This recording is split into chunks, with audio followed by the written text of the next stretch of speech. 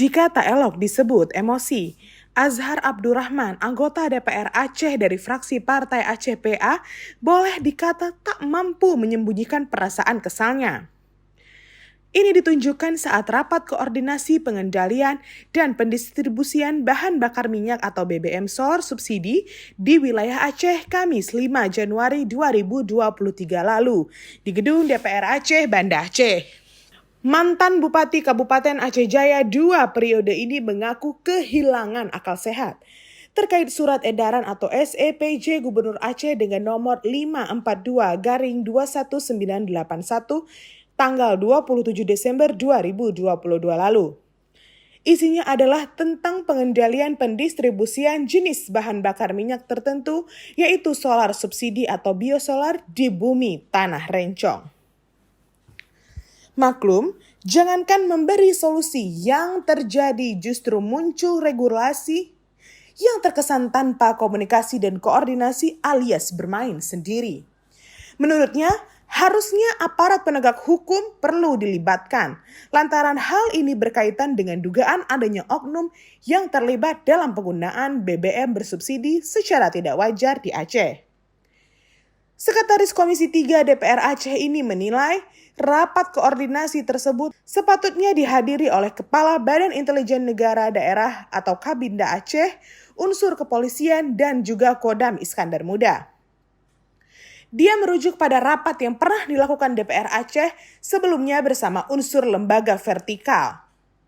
Ungkap Azhar Abdurrahman, ketika itu sempat ada penangkapan besar-besaran terhadap oknum pemain BBM bersubsidi di Aceh. Makanya masalah ini nggak pernah selesai di Indonesia, kritik Azhar Abdurrahman. Ia juga berpendapat kondisi saat ini kembali berulang seperti era Orde Baru berkuasa. Praktik ilegal lodging, tambang, dan BBM sepenuhnya dikuasai lembaga dan instansi tertentu. Harusnya permainan para oknum tersebut masuk dalam analisis intelijen karena dapat berdampak pada inflasi yang cukup tinggi bagi Aceh dan Indonesia. BBM sulit serta harga barang juga naik. Kalau sudah begini, dengan tembok mana lagi kita mau bicara? Gak selesai persoalannya. Makanya, kalaupun kita berteriak-teriak sesama sendiri tidak akan selesai, kata Azhar Abdurrahman. Itu sebabnya Azhar Abdurrahman mengaku tidak sepakat dengan permintaan penambahan kuota BBM bersubsidi untuk Aceh. Alasannya yaitu tadi, lebih menguntungkan atau memperkaya para oknum pemain BBM ilegal. Menurut dia, penambahan kuota BBM bersubsidi tersebut bahkan tidak akan berdampak pada rakyat. Ini tidak akan selesai karena siklus sudah ditarik kembali seperti era Orde Baru dan mereka atau oknum tertentu sudah menguasai semua lini, ungkap Azhar Abdurrahman. Azhar menilai, jika para oknum tersebut tidak ditertibkan, maka persoalan antrian BBM bersubsidi tidak akan pernah selesai di Indonesia maupun di Aceh. Inilah menurut Azhar pentingnya melibatkan 3 institusi vertikal tadi guna mencari solusi mengatasi antrian BBM bersubsidi di Aceh.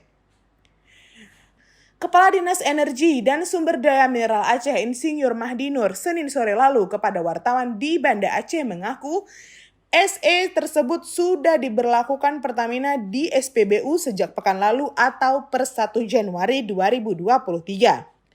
Itu disampaikan Mahdi Nur usai pertemuan dengan Sales Area Manager PT Pertamina Patra Niaga Aceh, Arwin Agustri Nugraha, Sales Branch Manager Rayon 1 Aceh, Staleva Daulay, dan Sales Branch Manager Rayon 2 Aceh, Hadian di ruang rapat Kadis ESDM Aceh. Menurutnya, SE tersebut dibuat berdasarkan Peraturan Presiden Nomor 191 Tahun 2014 tentang penyediaan, pendistribusian dan harga eceran bahan bakar minyak, serta memperhatikan kecukupan kuota jenis bahan bakar minyak atau BBM tertentu solar subsidi biosolar di wilayah Aceh. Karena itu sebutnya diperlakukan strategi dalam pengendalian pendistribusian agar tepat sasaran, berkeadilan dengan ketentuan yang berlaku.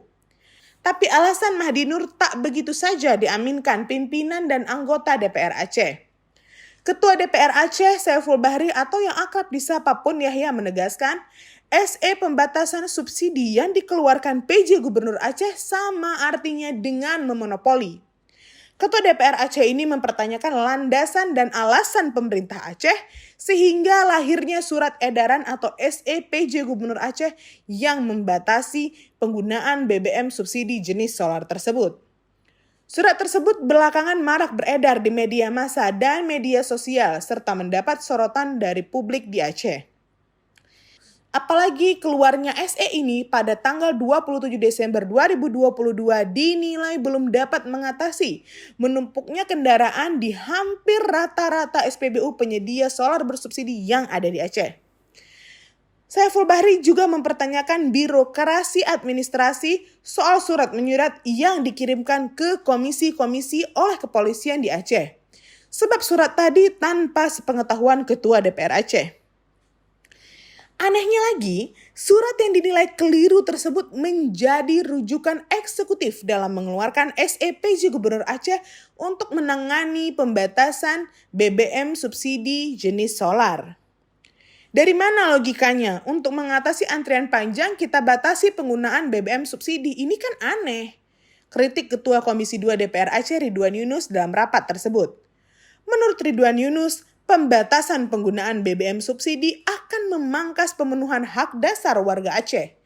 Apalagi BBM merupakan kebutuhan dasar saat ini bagi setiap warga negara Indonesia dalam menjalani kehidupan sehari-hari. Sayangnya Ridwan Yunus mengaku tidak dapat hadir dalam pertemuan yang melahirkan SEPJ Gubernur Aceh terkait pembatasan subsidi solar.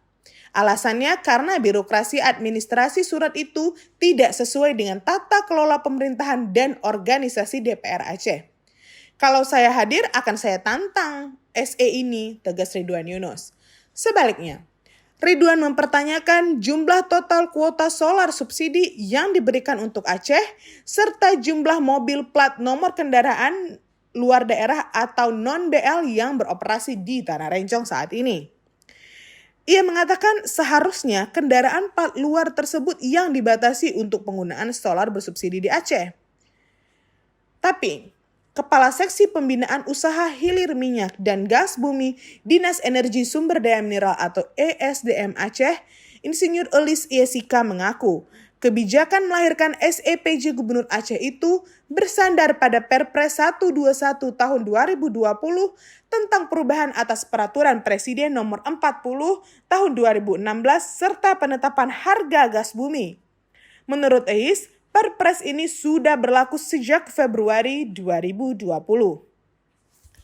Mendapat jawaban itu, Saiful Bahri menekankan seharusnya Aceh memiliki leg specialist dalam pengaturan minyak bumi dan gas. Sehingga, kata dia, tidak seluruhnya kebijakan yang berlaku secara nasional juga dapat diterapkan di Aceh. Menurutnya, tanpa adanya pertimbangan Aceh sebagai daerah leg specialist, maka pemerintahan daerah akan pincang. Inilah pentingnya melibatkan DPR Aceh dalam mengambil kebijakan dan keputusan sesuai kewenangannya sehingga tidak mendapatkan protes dari legislatif. Lantas, bagaimana dengan status hukum surat edaran PJ Gubernur Aceh tadi? Soal kewenangan pengelolaan hilir dan gas bumi migas memang telah dimandatkan pemerintah pusat kepada Badan Pengatur Hilir atau BPH Migas. Tugas ini sesuai dengan pasal 1 ayat 24 Undang-Undang 22 tahun 2001 tentang minyak dan gas bumi serta penugasan pemerintah kepada Pertamina untuk melakukan distribusi BBM bersubsidi di wilayah hukum Indonesia. Selain itu, ada keputusan Kepala BPH Migas nomor 38/P3JBT/BPH Migas/KOM/2017 tanggal 19 Desember 2017 tentang penugasan badan usaha untuk melaksanakan penyediaan dan pendistribusian jenis bahan bakar minyak tertentu tahun 2018 sampai dengan 2022. Lalu disusul dengan keputusan BPH Migas nomor 39/P3JBT/BPH Migas/KOM/2017 tanggal 19 Desember 2017 tentang kuota volume penugasan dan penyalur PT Pertamina Persero yang juga memberi mandat untuk melaksanakan penyediaan dan pendistribusian jenis bahan bakar minyak tertentu tahun 2017. Lalu termasuk keputusan Kepala BPH Migas nomor 40/P3JBKP-BPH-Migas-Kom-2017 tanggal 19 Desember 2017 tentang penugasan PT Pertamina Persero untuk melaksanakan penyediaan dan pendistribusian jenis bahan bakar minyak khusus penugasan tahun 2018 sampai dengan tahun 2022, disusul keputusan Kepala BPH Migas nomor 41/P3JBKP-BPH-Migas-Kom-2017 tanggal 19 Desember 2017 tentang alokasi volume penugasan dan penyalur PT Pertamina Persero untuk melaksanakan penyediaan dan pendistribusian jenis bahan bakar minyak khusus tahun penugasan 2018. Karena itu, bila pembagian kuota BBM bersubsidi diberikan berdasarkan kuota provinsi dan mengacu kepada pembatasan tersebut, maka yang hanya bisa dibatasi adalah kendaraan non-BL untuk mengisi BBM bersubsidi di Aceh.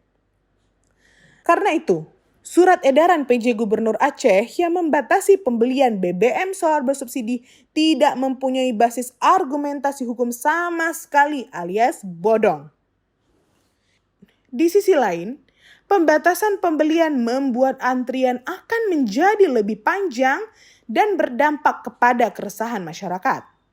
Apabila kendaraan pribadi yang menggunakan biosolar dibatasi hanya 25 liter per mobil per hari, maka jarak tempuh mobil tersebut hanya sekitar 200 km saja.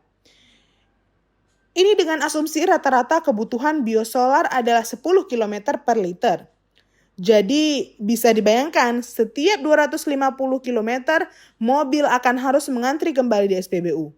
Lantas, kalau sudah begini siapa yang cerdas dan dungu? Entahlah.